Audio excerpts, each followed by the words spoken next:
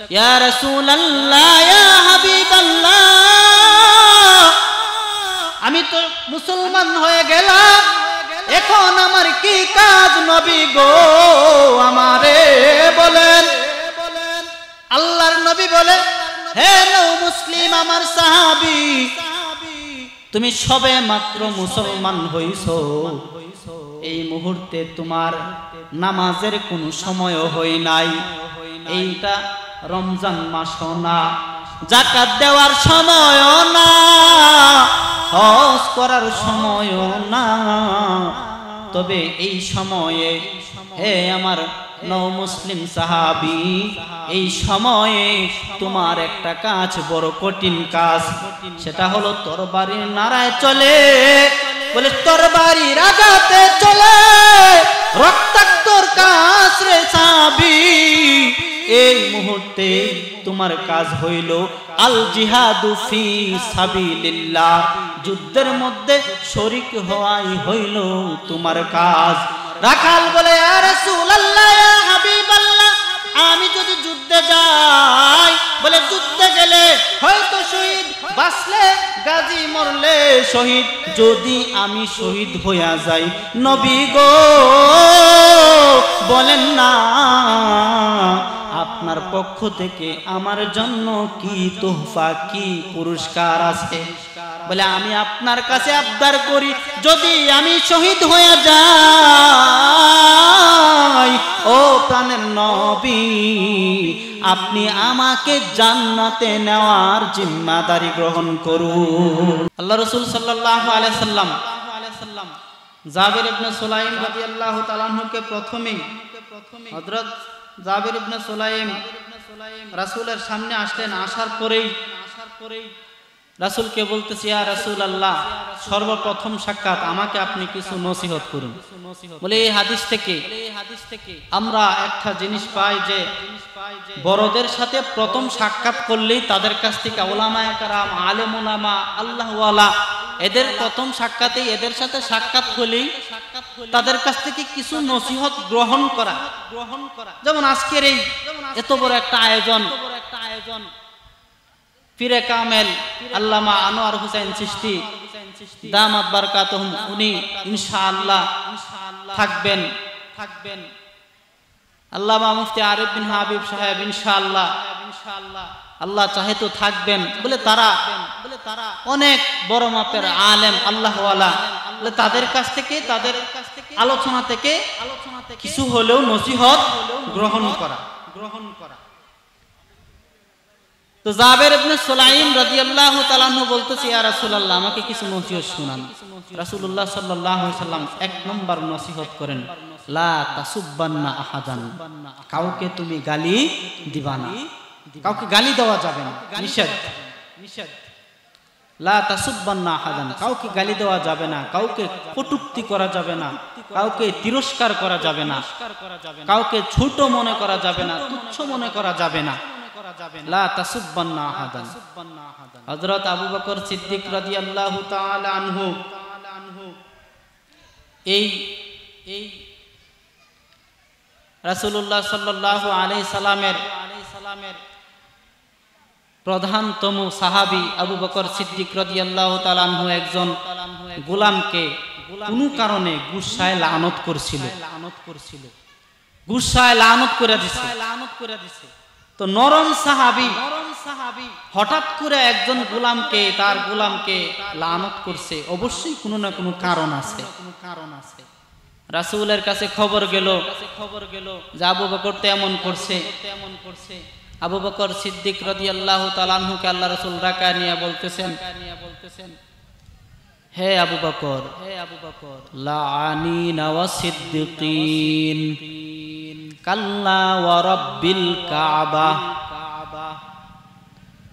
নবী বলে, তুমি লানত করবা, বলে লানতকারী আর সিদ্দিক সত্যবাদী, এই দুইটা গুণ কাল্লা ওয়া রাব্বিল কাবা কোনদিন একসাথে হতে পারে না। একজন লানত করছে, একজনকে তিরস্কার করছে, অথবা একজনকে গালি দিছে, কটু কথা বলছে, আবার তার উপাধি থাকবে সিদ্দিক বলে, রাসূল বলে, এই দুই গুণ কখনো একটা মুমিনের ভিতরে একত্রিত হতে পারে না। আবু বকর সিদ্দিক রাদিয়াল্লাহু আনহু চোখের পানি ফালায়া কান্না করে দৌড়াইয়া বাড়ি যায়। বাড়িতে যাওয়ার পরে সাথে সাথে গোলামকে ডাকায়া আইনা গোলামের কাছে মাফ চায়, বলে আমি ভুল করেছি, যাও এই ভুলের মাসুল হিসাবে আমি তোমারে আযাদ কইরা দিলাম। সুবহানাল্লাহ, আযাদ কইরা দিছি। লাআনিনা ওয়া সিদ্দিকিন, অথচ এত বড় কিছু না, কোনো ভুল হয়তো করছি, এরপরও রাসূলের এই বাণী শোনার পরে আবু বকর সিদ্দিক রাদিয়াল্লাহু তাআলা আনহু চোখের পানি ফালায়া কান্না করে। এক নম্বর গুণ, এক নম্বর নসিহত, লা তাসুববান্না আহাদান। এটার আরেকটা দিক, বলে কাউকে হে তুচ্ছ মনে করা যাবে না। একটা হলো গালি দেওয়া যাবে না, এটারই একটা দিক, কাউকে তুচ্ছ মনে করা যাবে না। অর্থাৎ একজন লোক খারাপ কাজ করে, সে মুসলমান, গুনাহের কাজ করতেছে, কিন্তু তাকে খারাপ বলা যাবে না। পাপকে ঘৃণা করো, পাপীকে নয়। পাপকে ঘৃণা করো, পাপীকে নয়। সে পাপ করছে, ভুল করছে, বলে তার ভুলটাকে তুমি ঘৃণা করো, তাকে নয়। কেন না? হয়তো সে রাত্রি রজনীতে আল্লাহর কাছে তওবা করে সে ভালো নেককার, আল্লাহর কাছে একটা নেককার বান্দাও হয়ে যেতে পারে। শেষ বালা যার, সব বালা তার। আল ইবরাতু বিল খাওয়াতিম, শেষ বালা যার, সব বালা তার। খায়বারের যুদ্ধে মুসলমানদের তাবু গাড়লেন। রাসূলুল্লাহ সাল্লাল্লাহু আলাইহি ওয়াসাল্লাম তাবুর মধ্যে বসে আছে। এক ইহুদি রাখাল ছাগল চড়ায়। হঠাৎ করে ইহুদি রাখাল চিন্তা করলো যে মুসলমানদের এখানে তাবু গাড়লো যুদ্ধের উদ্দেশ্যে, যাই একবার তাদের সাথে গিয়ে সাক্ষাৎ করি। তো একবার তাদের সাথে সাক্ষাৎ করার উদ্দেশ্যে একদিন রাখাল, ইহুদি রাখাল মুসলমানদের তাবুতে গিয়ে ঢুকলেন। জিজ্ঞাসা করতেছেন যে আপনাদের প্রধানমন্ত্রীকে। রাসূলুল্লাহ সাল্লাল্লাহু আলাইহি সাল্লামের তাবু দেখাইলেন। যাওয়ার পরে আল্লাহ রাসূল সাল্লাল্লাহু আলাইহি সাল্লাম এর তাবু দেখা রাখাল আশ্চর্য হয়ে গেছে। হায় রে, এত বড় একজন বাদশা, প্রধানমন্ত্রীর তাবু এরকম জীর্ণ শীর্ণ। আল্লাহর নবীর তাবুতে রাখাল ঢুকলেন। ঢোকার পরে রাসূলকে বলতেছে, আপনি এখানে কিসের দাওয়াত নিয়ে এসেছেন? নবী বলেন, আমি এখানে কালিমার দাওয়াত নিয়ে এসেছি, ইসলামের দাওয়াত নিয়ে এসেছি। কিছু বর্ণনা করে ওই ইহুদি রাখালের কাছে কালিমার দাওয়াত দিলেন, ইসলাম গ্রহণের দাওয়াত দিলেন। রাখাল বলতেছে, আমি যদি ইসলাম ধর্ম গ্রহণ করি আমাকে আপনি কি দিবেন? আমি কি পাবো প্রতিদানে? নবী মুহাম্মদুর রাসূলুল্লাহ সাল্লাল্লাহু আলাইহি সাল্লাম বলেন, তুমি যদি ইসলাম ধর্ম গ্রহণ করো, সর্বপ্রথম তুমি আমার ভাই হয়ে যাইবা। নবী বলেন, দুই নম্বর, তুমি যদি ইসলাম ধর্ম গ্রহণ করো তাহলে আমি তোমারে আমার বুকে জড়ায় নিব। সুবহানাল্লাহ। রাখাল আশ্চর্য হয়ে গেল।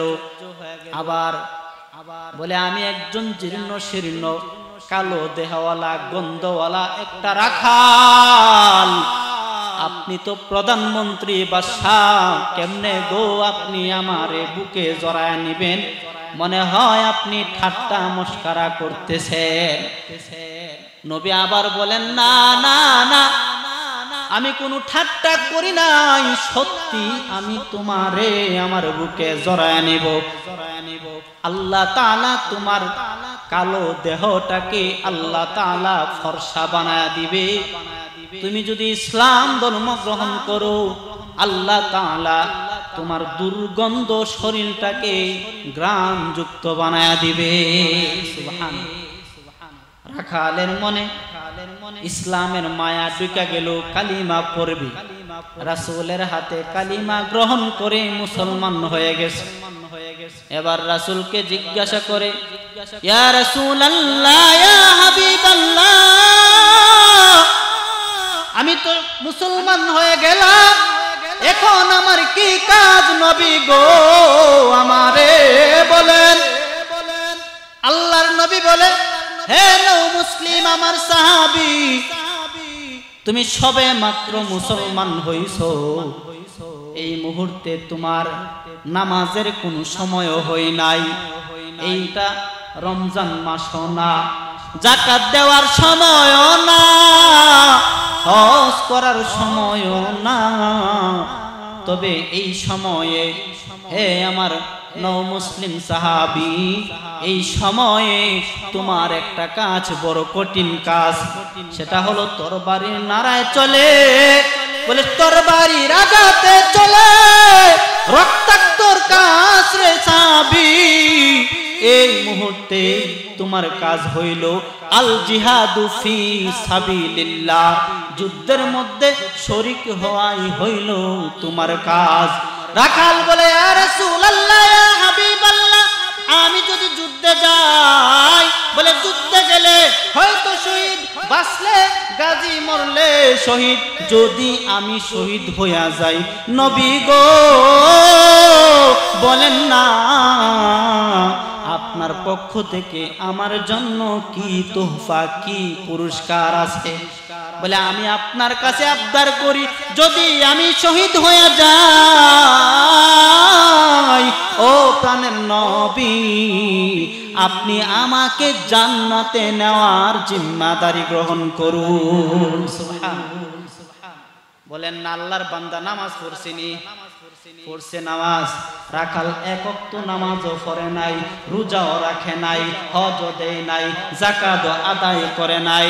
আল্লাহর নবী বলে, ও সাহাবী যাও, আমি ওয়াদা করলাম, আমি তোমারে জান্নাতে নেওয়ার দায়িত্ব আমি নবীর হাতে আমি নিয়ে নিলাম।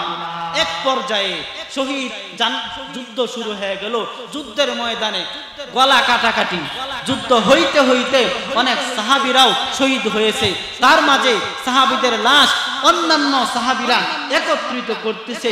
এমন পর্যায়ে ওই রাখাল যে নও মুসলিম সাহাবী, যে নও মুসলিম, সেও শহীদ হয়েছে, সাহাবীরা তার লাশও বাহির করলো, কিন্তু তাকে কেউ চিনে না, ভিড় করে দেখতেছে, হায় রে এই লাশটা কার, আমাদের দলের সাথে এই লাশ পড়ে আছে, এই লাশটা কার, দেখা তো দরকার। বলা বলি রাসূলুল্লাহ সাল্লাল্লাহু আলাইহি সাল্লাম লোকদেরকে সরায়া বীরের ভিতরে ডুইকা বলা বলি শুনতেছে, এই লাশটা কার, লাশটাকে তো চিনি না, হয়তো মনে হয় শত্রু পক্ষের লাশ। নবী বলে, ও সাহাবীদের দল, না না না, এই লাশটা ওই শত্রু পক্ষের লাশ নয়। আল্লাহর নবী বলে, লাশটাকে তোমরা চিনবা না, এই লাশটারে আমি নবী চিনি, এই লাশটারে আমি নবী চিনি, এই লাশটা সবে মাত্র মুসলমান হয়েছে, মুসলমান হওয়ার পরে কালিমা গ্রহণ করার পরে একটা সাজদাও দেয় নাই, যাকাত আদায় করে নাই, হজ আদায় করে নাই, একটা রোজাও রাখে নাই। ও আমার প্রাণের সাহাবী, এই লাশটা শহীদ হয়েছে, কিন্তু আমি নবী তাকায়া তাকায়া দেখতেছি জান্নাত থেকে আল্লাহ রাব্বুল আলামিন ফেরেশতা পাঠায়া জান্নাতি গোসল দিতেছে, আমি নবী তাকায়া দেখতেছি জান্নাতি পোশাক পরিধান করায়া আমার এই নও মুসলিম সাহাবীটাকে জান্নাতে ঢুকাইয়া দিতেছে। সুবহানাল্লাহ। এবার বলেন, লা তাসুববান্না আহাদান, কাউকে তুচ্ছ মনে করা যাবে না, কাউকে গালি দেওয়া যাবে না। বলে শেষ বালা যার সব বালা তার, বান্দা সারা জীবন কাফের ছিল, ইহুদি ছিল, কিন্তু আল ইবরাতু বিল খাওয়াতিম, শেষ বেলায় আল্লাহর উপর ঈমান এনে কালিমা গ্রহণ করে যুদ্ধে যাওয়ার পরে শরীক হয়ে শহীদ হয়ে একটা নামাজও পড়ে নাই, একটা সেজদাও দেয় নাই, বলে যাকাত দেয় নাই, রোজা রাখে নাই, নামাজ ছাড়া রোজা ছাড়া কালিমা কইরা ঈমান আইনা ওই কাফের মুসলমান হইয়া আল্লাহর জান্নাতে হাইসা হাইসা ঢুইকা গেছে। তাহলে লা তাসুববান্না আহাদান, বলে কাউকে তুচ্ছ মনে করা যাবে না। কারণ সে হয়তো আমি দেখতেছি আমার চোখে সে খারাপ, কিন্তু ভাই যদি এক পর্যায়ে সে আল্লাহর উপর পরিপূর্ণ ঈমান তাও বিশ্বাস এনে তওবা করে এমনও হতে পারে সে আমার থেকে অনেক অনেক উচ্চতর আল্লাহ তাআলার নেককার পাত্র হয়ে যায়। এজন্য পাপকে ঘৃণা করো, পাপীকে নয়। 1 নম্বর নসিহত। 2 নম্বর নসিহত, ওয়ালা তাহকিরান্না শাইয়ান মিনাল মা'রুফ, ছোট আমলটাকে ছোট মনে করিও না। যত ছোট আমল হোক আমলটাকে ছোট মনে করা যাবে না, বরং এই আমলটাকে বড় মনে করা। এই আমলটাকে দা ঈমান চালায়া যাওয়া, আমি 2 টাকা সদকা করি এটাকে অনেক বড় মনে করা, প্রতিদিন 2 রাকাত নামাজ পড়ি নফল ইবাদত করি এটাকে অনেক বড় মনে করা। ওয়ালা তাহকিরান্না শাইয়ান মিনাল মা'রুফ ফা ইন্না যালিকা মিনাল মা'রুফ, বলে ছোট্ট আমলকেও ছোট মনে করা যাবে না। ইখলাসের সাথে একবার যদি আল্লাহকে ডাক দাও, আল্লাহ আল্লাহ আল্লাহ বইলা তুমি যদি ইখলাসের সাথে আল্লাহকে একবার ডাক দাও, এই একটা ডাক যদি আমার ইখলাস অনুযায়ী হইয়া যায়, বলে একটাকে আমার আল্লাহকে পাওয়ার জন্য যথেষ্ট হয়ে যাবে। ওয়ালা তাহকিরান্না শাইয়ান মিনাল মা'রুফ। আব্দুল্লাহ ইবনে মুবারক, বলে আব্দুল্লাহ ইবনে মুবারক অনেক বড় আল্লাহওয়ালা, বলে ইন্তেকাল হইছে। আর একজন পাশের বাড়ি কামারেরও ইন্তেকাল হইছে।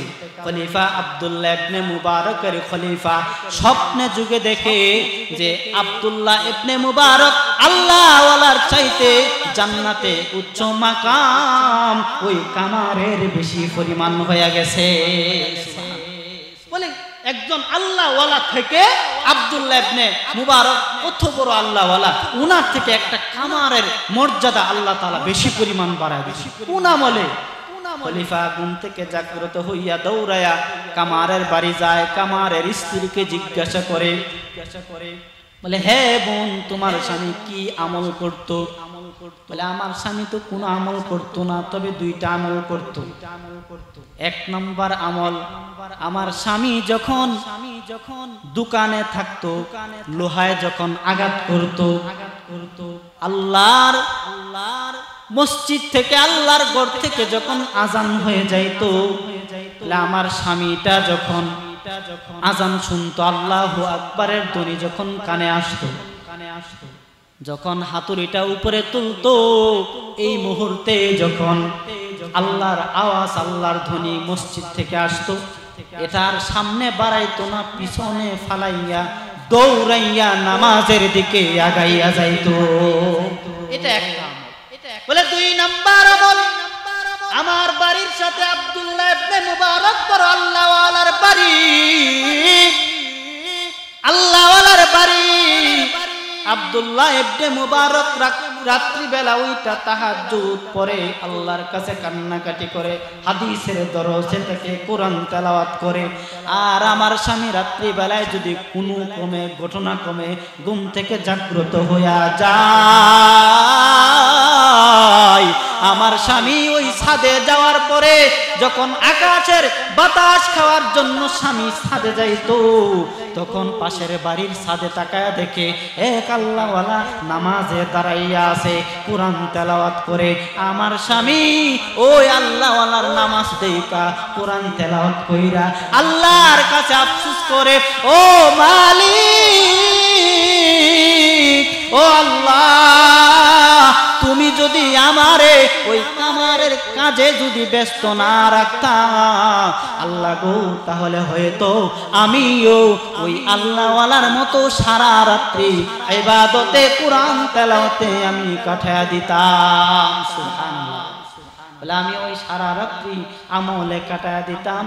খলিফা বলে হে বোন তোমার স্বামীকে এই আফসোস একটা আমল, বলে ছোট্ট আমল আফসোস করা, অন্যের আমল দেখে আফসোস করা।